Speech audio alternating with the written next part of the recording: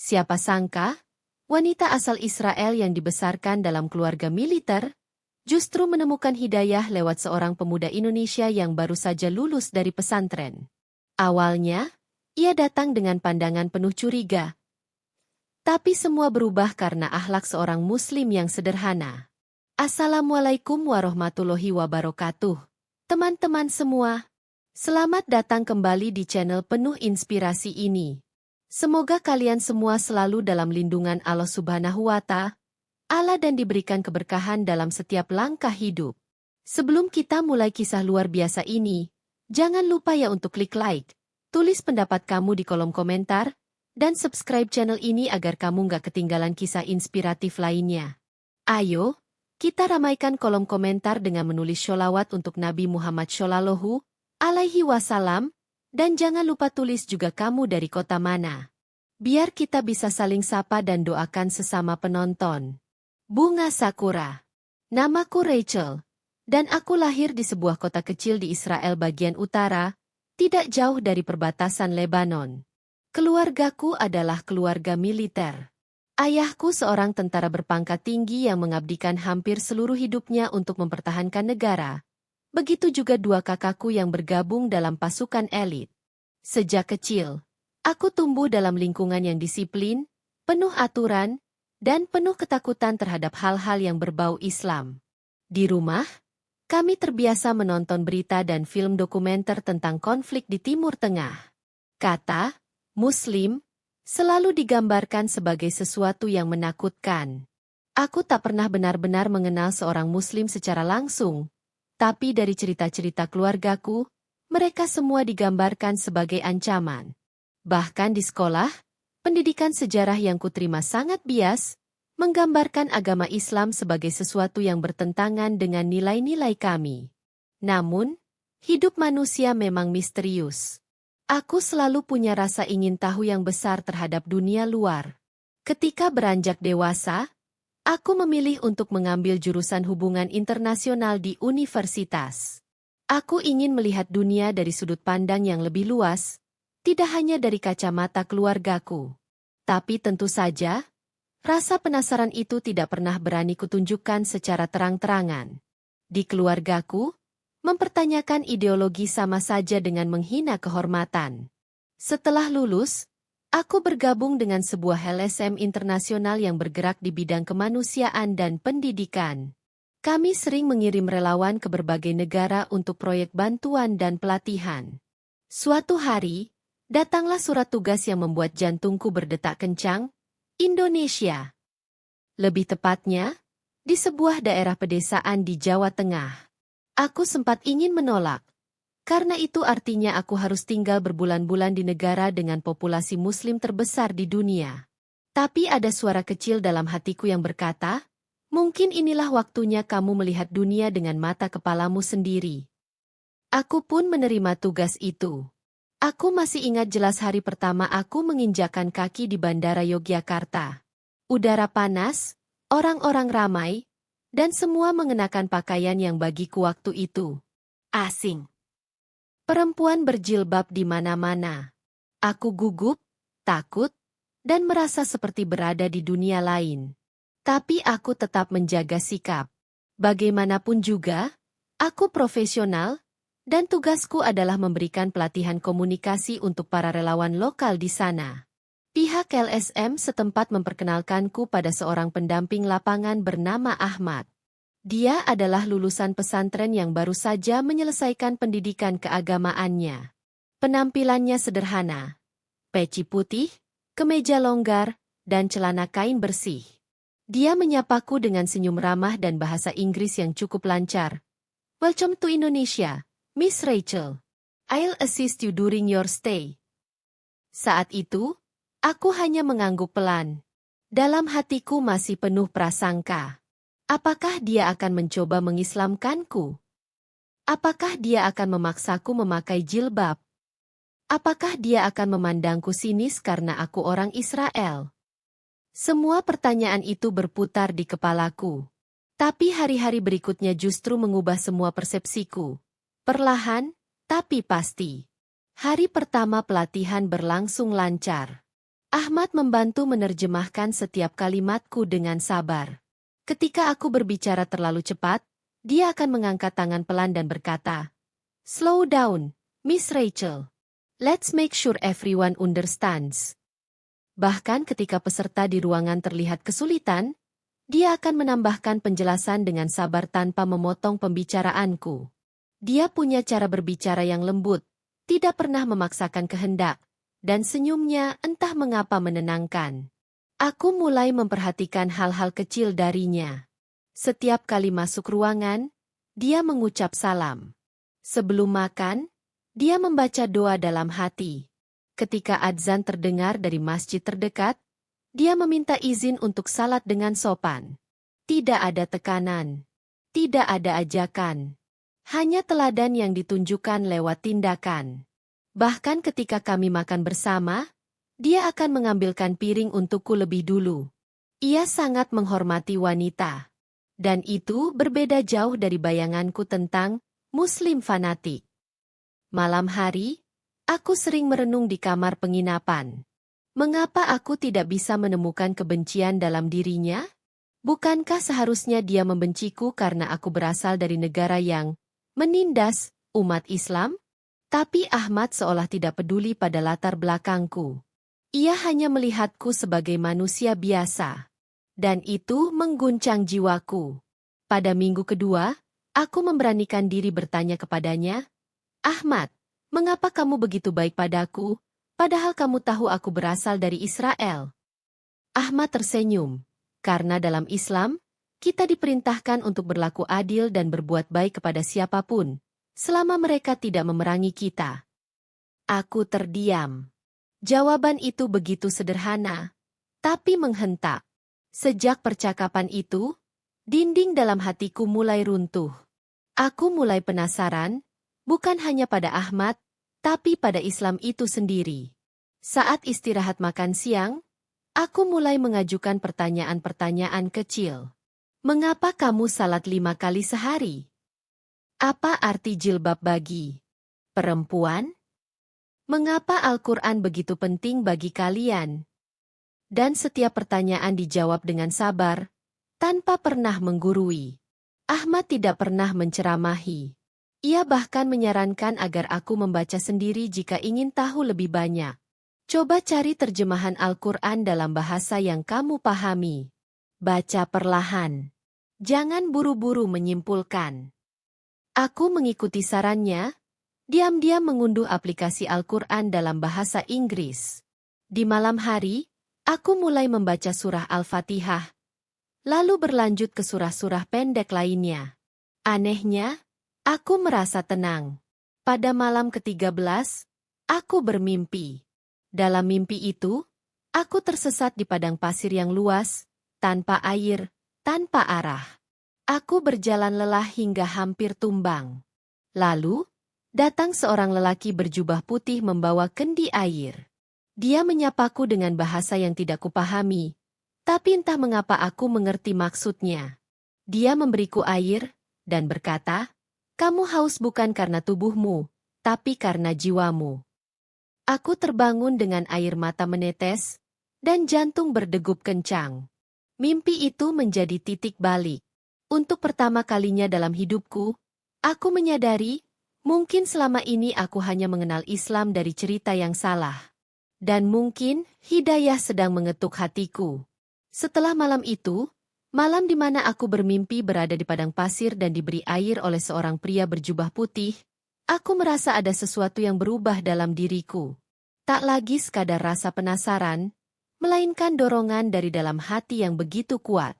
Aku tidak bisa lagi membohongi diriku sendiri. Islam bukan hanya menarik, tapi juga memanggil. Bukan dari luar, tapi dari dalam. Setiap hari, sepulang dari kegiatan pelatihan, aku menyempatkan waktu untuk membaca terjemahan Al-Quran. Aku mulai dari surah Al-Baqarah, lalu melompat ke surah Maryam, karena aku merasa itu lebih dekat denganku sebagai wanita. Dan benar saja, saat membaca kisah Maryam, aku menangis. Bagaimana mungkin sosok wanita suci itu begitu diagungkan dalam Islam? Bahkan lebih dari yang pernah aku pelajari dalam kepercayaanku sendiri. Di sana, aku mulai merasa bahwa Islam tidak membenci wanita seperti yang dulu kutakuti. Islam justru memuliakan wanita. Ahmad sendiri tidak pernah menanyakan sejauh mana pencarianku. Ia hanya sesekali berkata lembut, "Jika ada yang ingin kamu tanyakan, jangan ragu ya." Kalimat sederhana itu justru membuatku merasa nyaman. Tidak ada paksaan, tidak ada tekanan. Aku merasa bebas untuk bertanya. Dan makin hari, pertanyaanku makin dalam. Ahmad, mengapa Al-Quran menggunakan kalimat yang berulang-ulang? Karena manusia sering lupa. Allah mengulang agar kita benar-benar mengingat dan memahami. Jawabnya, kenapa kalian salat 5 kali sehari? Bukankah itu terlalu banyak? Karena salat adalah bentuk komunikasi langsung antara manusia dan penciptanya. Dan kami tidak ingin jauh darinya, walau hanya sejenak. Setiap jawaban Ahmad begitu tenang dan logis. Ia tidak pernah menjawab dengan emosi. Bahkan ketika aku mengajukan pertanyaan-pertanyaan yang terdengar nyeleneh, ia hanya tersenyum dan berkata, "Islam tidak takut ditanya, Rachel. Karena kebenaran tidak perlu disembunyikan." Pada suatu sore, kami duduk di teras rumah seorang tokoh desa usai pelatihan. Langit berwarna jingga, burung-burung terbang kembali ke sarangnya. Aku tiba-tiba bertanya, "Ahmad, kamu yakin Allah itu benar-benar ada? Bukankah semua agama punya Tuhannya sendiri?" Dia menatapku sebentar, lalu berkata, "Aku tidak pernah melihat Allah secara langsung, Rachel. Tapi aku melihat tanda-tandanya setiap hari. Dari udara yang kita hirup, dari bayi yang lahir tanpa bisa kita ciptakan, dari hujan yang turun tepat saat bumi kekeringan. Semuanya bukan kebetulan. Itu adalah pengingat." Aku kembali terdiam. Jujur saja, selama ini aku selalu percaya pada kekuatan besar, tapi tidak pernah merasakan hubungan yang dekat. Dalam Islam, aku mulai merasakan bahwa hubungan manusia dengan Tuhan itu sangat personal. Bahkan lebih dekat dari urat leher. Seperti yang dikutip dari surah Kaf ayat 16 yang juga kubaca. Beberapa malam kemudian, aku memutuskan untuk mencoba berdoa dengan caraku sendiri. Bukan dalam bahasa Ibrani atau Arab. Hanya dalam bahasa Inggris, dengan air mata. Aku berkata dalam hati, "Tuhan, kalau memang Islam adalah jalan yang benar, tolong beri aku petunjuk yang jelas." Aku tak tahu harus berharap apa. Tapi malam itu aku tertidur dengan damai yang tak pernah kurasakan sebelumnya.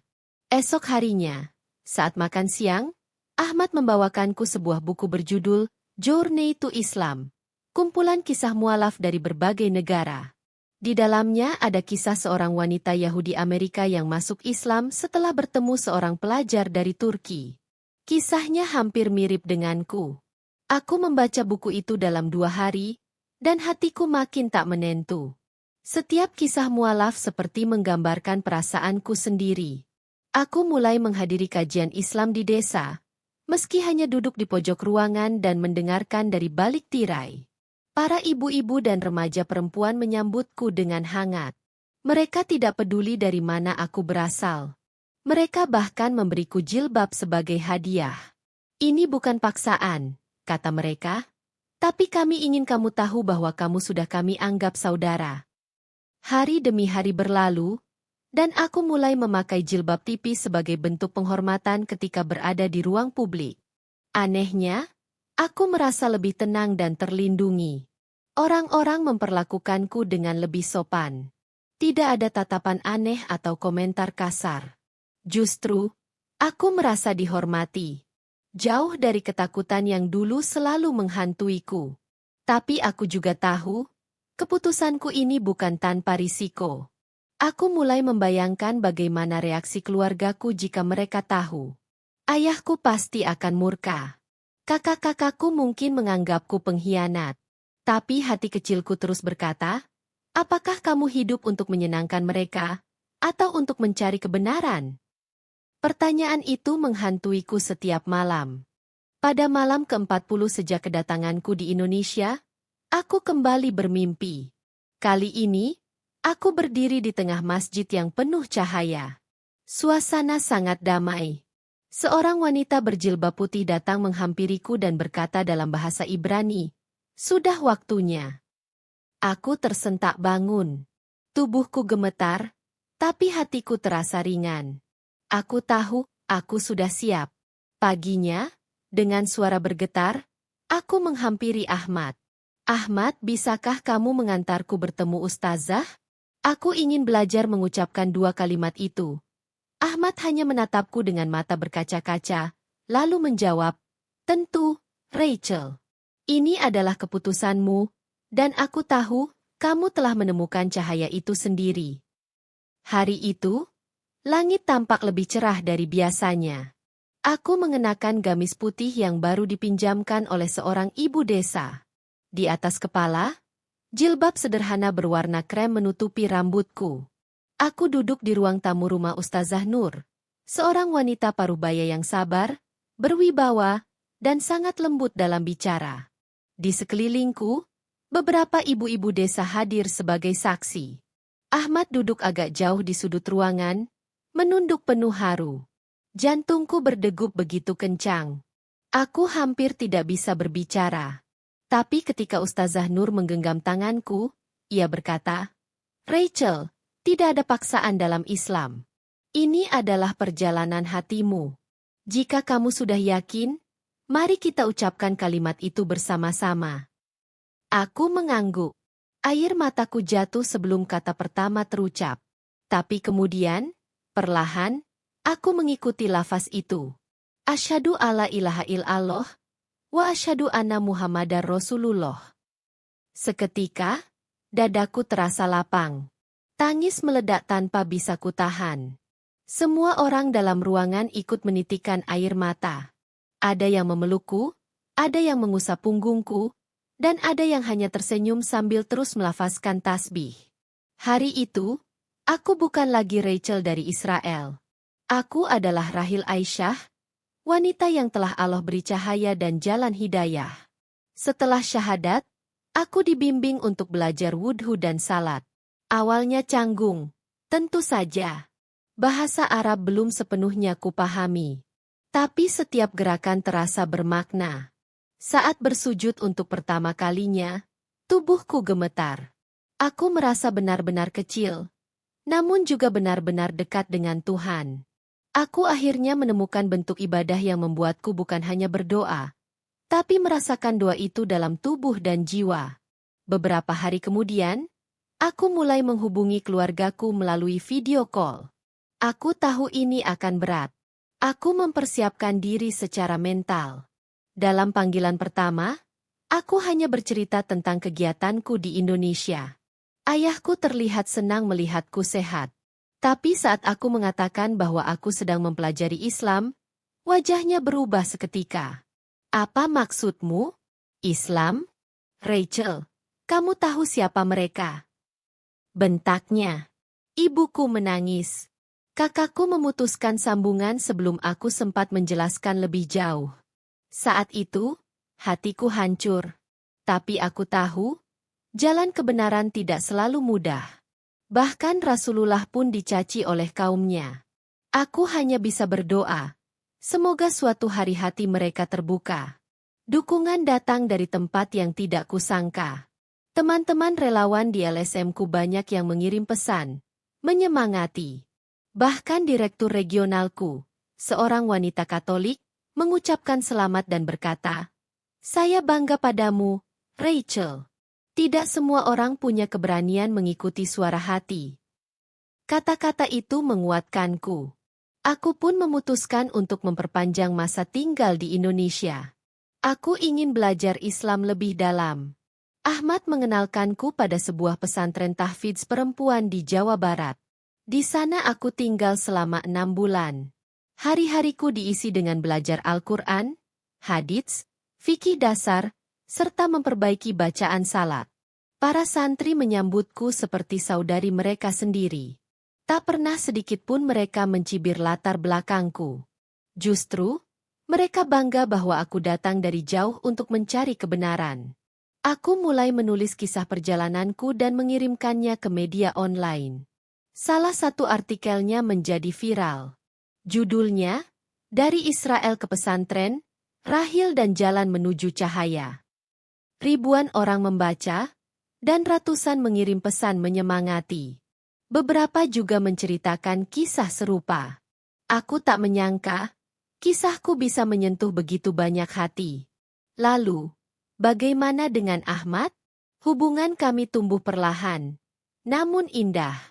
Ahmad tidak pernah menyatakan cinta secara langsung. Ia sangat menjaga adab, tapi dari caranya memperhatikanku, membantuku belajar, dan selalu hadir di saat-saat sulit, aku tahu dia menyayangiku. Pada akhir masa belajarku di pesantren, ia datang bersama keluarganya dan menyampaikan niat untuk melamarku secara resmi. Air mataku jatuh saat itu juga. Bukan karena terharu semata, tapi karena aku merasa dilindungi, bukan oleh lelaki hebat, tapi oleh lelaki yang takut pada Tuhan. Pernikahan kami dilangsungkan secara sederhana, namun penuh berkah. Para santri mengiringiku dengan selawat, ibu-ibu desa memasak hidangan kampung terbaik, dan Ustazah Nur yang dulu membimbingku syahadat menjadi saksi akad nikah kami. Di sampingku berdiri Ahmad, mengenakan baju koko putih, dengan mata yang tak berhenti bergetar karena haru. Setelah menikah, kami memutuskan tinggal di Indonesia. Aku kini menjadi pengajar bahasa Inggris di sebuah sekolah Islam, sekaligus aktif dalam komunitas mualaf internasional. Aku sering diundang menjadi pembicara, bukan karena siapa aku dulu, tapi karena perjalanan yang telah kulalui. Setiap kali aku bercerita tentang mimpiku di padang pasir dan lelaki berjubah putih itu, tak sedikit yang menangis. Keluargaku di Israel belum sepenuhnya menerima. Tapi aku terus menjalin komunikasi. Setiap lebaran, aku mengirimkan kartu dan makanan khas Indonesia. Aku ingin mereka tahu bahwa Islam tidak pernah memutus cinta. Ia justru menguatkannya. Kini, setiap kali aku salat, aku menangis bukan karena kesedihan, tapi karena rasa syukur. Allah mencariku di tempat yang tidak pernah kuduga. Ia mengirimkan Ahmad bukan sebagai penyelamat, tapi sebagai jalan. Dan di jalan itulah, aku menemukan bahwa menjadi Muslim bukan sekadar mengucap 2 kalimat syahadat, tapi menjalani hidup dengan cinta, kejujuran, dan ketundukan pada Sang Pencipta. Aku, Rahil Aisyah, bukan lagi wanita yang melihat Islam dengan prasangka. Aku adalah wanita yang dipeluk oleh cahaya setelah melewati lorong panjang yang gelap. Dan aku tahu, ini baru permulaan. Kisahku adalah bukti bahwa hidayah bisa datang pada siapa saja, kapan saja, dan dari jalan mana saja. Allah tidak memandang dari mana kita berasal, tapi kemana kita menuju. Jika kamu sedang mencari jawaban, jangan pernah takut untuk bertanya. Dan jika hatimu mulai tergetar, mungkin, itu tanda bahwa Tuhan sedang memanggilmu pulang. Masya Allah, benar ya, hidayah bisa datang dari arah yang tak disangka-sangka. Cinta memang indah, tapi cinta yang menuntun pada kebenaran itu jauh lebih bermakna. Sampai jumpa di kisah inspiratif berikutnya. Wassalamualaikum warahmatullahi wabarakatuh. Bunga Mawar.